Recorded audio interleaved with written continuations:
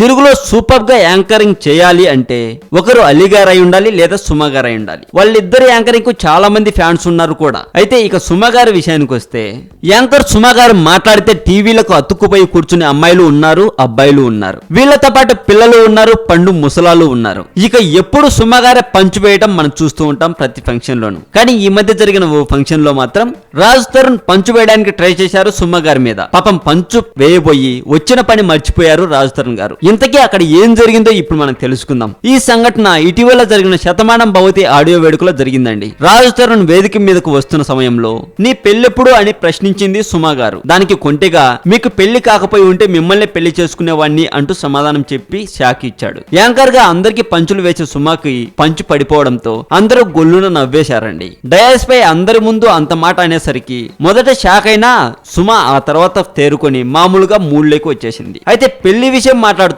వచ్చిన విషయం మర్చిపోయి వెళ్లిపోబోయాడు రాజ్ తరుణ్. అందుకు సుమ గారు వెనక్కి పిలిచి సాంగ్ లాంచ్ చేయకుండా వెళ్తారేంటి అంటూ మళ్ళీ ఇంకొక పంచు వేసి పంపించేసింది. మరింత టాలీవుడ్ సమాచారం కోసం సబ్స్క్రైబ్ చేయండి టాలీవుడ్ సెంటర్.